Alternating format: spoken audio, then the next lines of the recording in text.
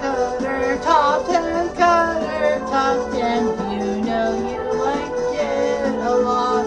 Time to see who is the best and the worst that's left to know.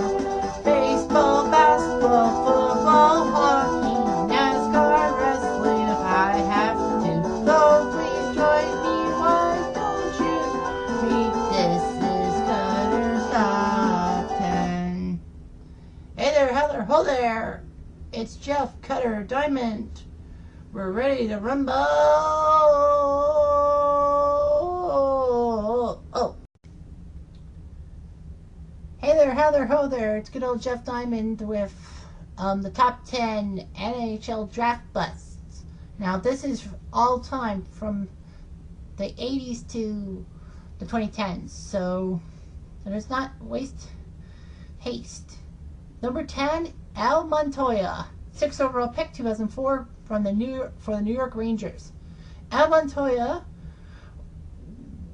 to a Canadian World Junior fan, is poison because he's the goalie that helped the U.S. win the 2004 World Juniors from Canada. Of course, can't forget Marc-Andre Fleury's clearing pass that went off Braden Colburn and into his own net. But anyway, Rangers needed a goalie. Well, obviously, when you have King Hendrick, well, they didn't know much about Henrik Lundqvist when they drafted him in the 280th overall or whatever you want to call it. You wanted to get a prime goalie. I thought Al Montoya would make a good backup for Henrik Lundqvist, honestly. And Al Montoya went on to play for the Phoenix Coyotes with no great success. One of the problems was that at pick 258, Nashville select Pekka Rinne, who was a Vezina finalist. This just 2015, and Al Montoya would have helped a lot. I mean, Pekka Rinne, whatever you want to call it. Number 9, Nikita Filatov, 6th overall, 2008, for the Columbus Blue Jackets. Well, Nikita Filatov is known for not being a smart player in the NHL, being very lazy and all that, and loving it in Russia, that there's a different culture in Russia than in Canada. A lot of Russians get high picks into Canada, but the fact of the matter is when they go back to Russia, they feel at home. It's like Kovalchuk walking out on such a big contract to play over in the Russian league. Now, the big problem was that, Filatov was picked 6th in 2008, but there were 3 superstars picked after him. Tyler Myers, number 12, who went to Buffalo. Guess Columbus needed a defenseman. Erik Karlsson, who was number 15 and went to Ottawa. And number 22, Jordan Eberle, who went to Edmonton. Eberle, of course, is this big World Junior superstar in Canada. I mean, his goals were legendary for a couple of World Juniors, 2006 and 2007 World Juniors. Well, when I say 2006 World Juniors, I meant it started in 2006, but it goes into 2007. That's what I mean.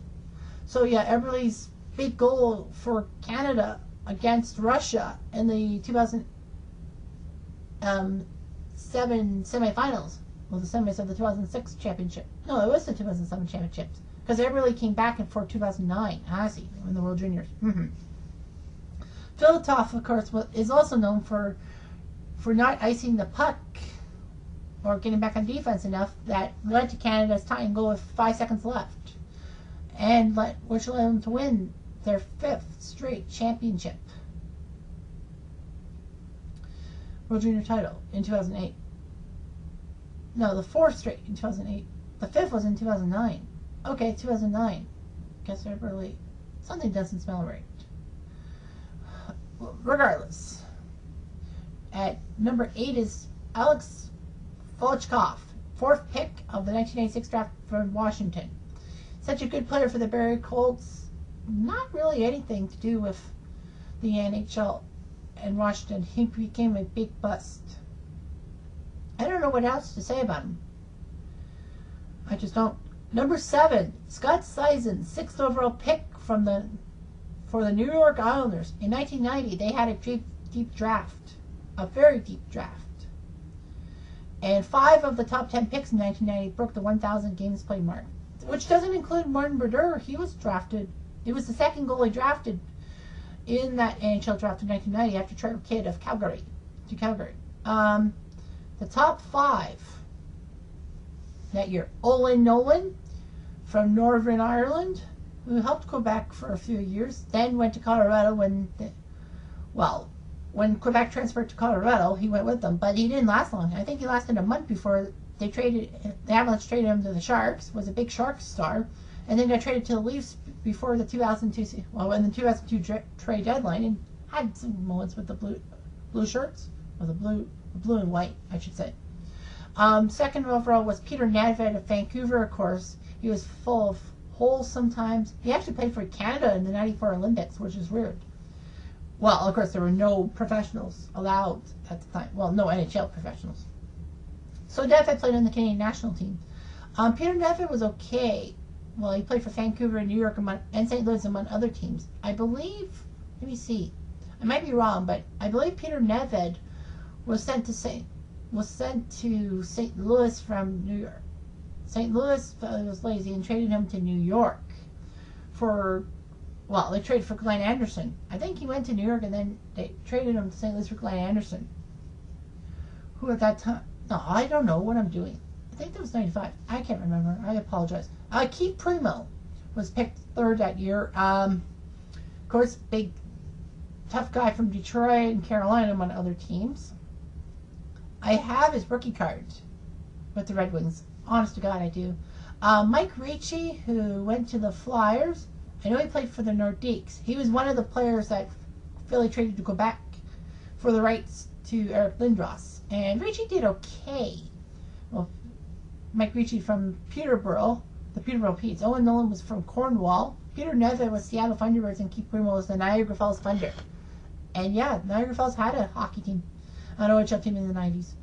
Michael Ricci, very smart, good player for Quebec, and then Colorado, and then San Jose, and Phoenix. He was known for having his hair down past his nameplate on the back of his jersey.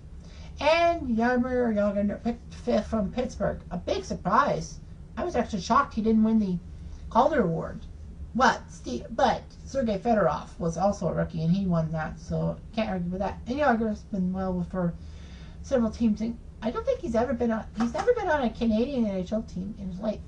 I know he played for, Pittsburgh, New Jersey, Rangers, Washington, Philly, Dallas, Boston. There was one other team. New Jersey. I think it's in New Jersey. Well, anyway, regardless.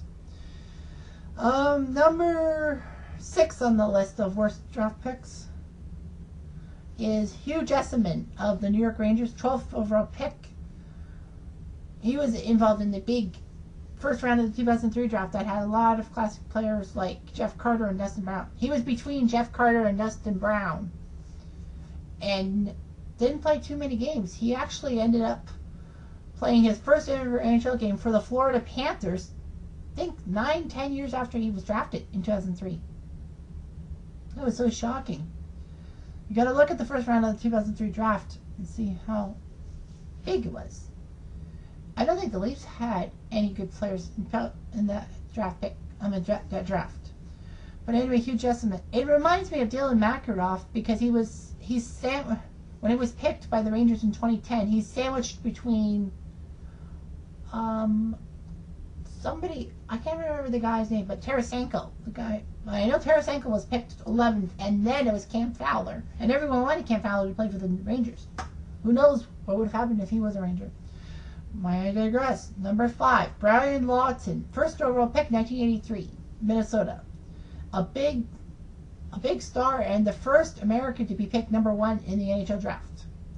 That was quite amazing. Minnesota had the pick and decided to go with Brian Lawton. I have Lawton's card, but I have it with the San Jose Sharks. And I didn't, on the back of the card, it doesn't list his season stats. It just lists this whole blurb about, his career and all that. But anyway, Brian Lawton, the biggest problem was that Brian Lawton was picked ahead of Pat LaFontaine, who went number 3 to the Islanders, Steve Yzerman, who went number 4 to the Rangers, and Tom Barrasso, who went to the Sabres at number 5. Now, Pat LaFontaine played in the Quebec League, I think for Laval or Hall, I can't remember. But he was actually a part of the Islanders team that went to the Stanley Cup Finals and almost won the draft for 5. It would have been nice for LaFontaine. Pat LaFontaine played for all the New York teams, the Islanders, Rangers, and Sabres. I should have. 3 of the 4 teams in New York, the New Jersey Devils. Steve Yzerman, of course, captain at age 18 and was captain all his career. No, sorry, he was captain in 85. He got the captaincy in 85. He kept it for about 20 years. That was pretty amazing. And Tom Barrasso, well, I know he's a goalie. Minnesota had Don Beaupre, though, in net. And I would like to say Gilles Meloche, but I'm wrong about that. But anyway, Tom Barrasso went out to be a good goalie for Pittsburgh. Led them to 2 Stanley Cups. Number 4, Rick DiPietro. Well, first overall pick in 2000 from the Cupcakes, a.k.a. the Islanders. The problem with Rick DiPietro was that he was a decent goalie for a few years, but injuries have caught up to him, and then he was finally bought out a couple of years ago. The Islanders actually had a goalie issue if they were going to draft DiPietro first overall. So they dealt Roberto Luongo to the Florida Panthers. So Luongo ended up being from the Islanders to the Panthers. Well, his first go-around with the Panthers. Luongo turned out to be a good goalie for that team. Vancouver snatched him up in free agency and then, of course, traded him back to Florida. Now, the fact of the matter is that Rick DiPietro had his moments with the New York national team. But when you talk about Roberto Luongo, in '97, the Islanders, their first-round pick, guess who dealt them the first-round pick? Guess who they had the first-round pick from? None other than the Leafs. The Leafs traded their first-round pick, I think, for Kenny Johnson. They traded it for Clark, I think. Wendell Clark or something. And they threw Kenny Johnson in the deal. And that first-round pick actually ended up being the Roberto Luongo deal. So the Leafs would have ended up with Luongo. Well, Potvin was okay back then, but he was slowing down. Number 4. No, that was number 4. Beg pardon. Number 3, Pavel Brandl, 4th overall, 1999. Rangers. Man, oh man, oh man. Pavel Brandl, a good junior player for the Calgary Hitmen, but not good for the Rangers. And that's pretty much why the Rangers went after so many over-the-hill people like Holik and Kasparaitis to try to get a title. Well, Glenn Saver, of course, came on in 2000. Now he's gone from the Rangers 15 years later. Nashville drafted Brian Finley with their second ever first-round pick. Their first ever first-round pick was David Legwand back in 1998, which turned out to be a good pick. He was a superstar from Nashville from day one. The Rangers could have had anybody, even Henrik Zetterberg, who went down at number 210 in the draft. What a steal, indeed. So Pavel Brandl, I believe he went to the Flyers, if memory serves me correctly, in the Lindros deal or something. I don't know. Number 2, biggest bust, Patrick Stefan, first overall pick from the Atlanta Thrashers. The first ever pick by the expansion Thrashers, who weren't really relevant in their time in Atlanta. They only had one playoff appearance in Atlanta in their 12-year history. The creepy thing is that the Atlanta Flames made the playoffs like 3 or 4 times in like 9 years. In their 9 years in Atlanta. The Flames from 72 to 80, before they moved to Calgary, had more playoff appearances. Jeez. Well, Patrick Stefan, of course, everyone knows from that empty net gaff against Edmonton for Dallas. He didn't live up to any expectations for Atlanta, and that was huge because Atlanta was a expansion team. So anyway, what happened after Stefan was that the Sedin twins, Daniel and Hendrick, were picked 2nd and 3rd. I believe Vancouver had the 3rd pick. I can't remember which pick Vancouver had, but they went with 2 and 3, and they went all in with the Sedin twins, and that really helped out Vancouver. Well, Naslund and Linden helped the Nets in the late 2000s themselves, and Bertuzzi for a time. I mean, Patrick Stefan, of course, left the NHL after 2007, I guess because of that gap. And lastly, numero uno, is the biggest bust of all time. Number 1 pick, Alex Stagg of the Ottawa Senators, 93. The second ever Ottawa first round pick. I gotta remember who the first was. It wasn't Stagg. Was it Yashin? I can't. Stupid me, I can't remember. But anyway, who cares about Ottawa? Anyhow, so what ended up happening was that Alex Stagg, Ottawa was so impressed with this hot shit athlete, if you want to call it that, from Fekarayabilu, the Tiguras, that they decided to mortgage their future on him. And contrary to popular belief, they didn't play fair for the 93 draft pick. It was kind of like Mario Lemieux. The Mario Lemieux sweepstakes. Pittsburgh decided to use Vincent Tremblay, a crappy minor league goalie, and bringing him up to Pittsburgh so that they don't lose the draft pick to New Jersey, the last overall pick to New Jersey. And of course, the draft lottery was so far away. Now, New Jersey did get a good pick. They got Kirk Muller, who was a pretty superstar. Was a good superstar for the Devils, Leafs, and Habitants. So basically, they tanked the last 3 games, and they were found out they were fined $100,000 and docked some draft picks or something. But anyway, it was proven that Ottawa tanked for Stagg, and man, that was the biggest mistake of a tank job ever, because Stagg really didn't come through as a superstar not till 2001 for Pittsburgh and Minnesota. I remember him being on the first ever Minnesota Wild team in 2001. That was amazing. Now, the second overall pick was Chris Pronger, who was picked by the Hartford Whalers, aka the Carolina Hurricanes. Now, Alex Stagg made a comment saying, "I'm good at being number 1 because in years they won't remember who was picked number 2. Oh yeah, we know. Chris Pronger, who's now in the Hall of Fame, by the way, 2015 Hall of Fame class. Congratulations. Chris Pronger came in his own when he became the superstar goalie for the St. Louis Blues. And that was in 2000. Well, in 2000, he won the Hart and Norris Trophy, by the way. He also had time with Edmonton, leaving after a year to go to Anaheim because his wife didn't want to live in Alberta. And then Anaheim and Philadelphia, where, well, he's actually actively on the Phoenix Coyotes roster, but because, well, I don't know why, but he's still there, but anyway.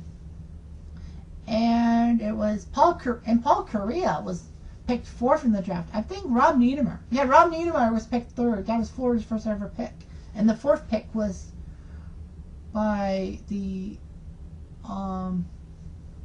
Anaheim Ducks, who got Paul Correa. Now, I don't know how. I guess San Jose made a trade with Hartford, because I remember San Jose having the same amount of points as Ottawa, but they had more wins than Ottawa. Of course, that meant Ottawa. And that actually, the DAG lottery actually made sure that draft lottery existed in 1995. It's been tweaked a couple times, but anyway, we can thank Alex Stagg for why we have this draft lottery. So anyway, Paul Correa, superstar for the Ducks, first ever pick by the Anaheim Mighty Ducks. Surprise, surprise. So anyway, that's the top 10 busts in NHL draft history. Somehow I'll have more top 10 lists ready to go, and I don't know what I'm going to be doing, so it'll just be a freaking mystery to all of you. Okay, goodbye.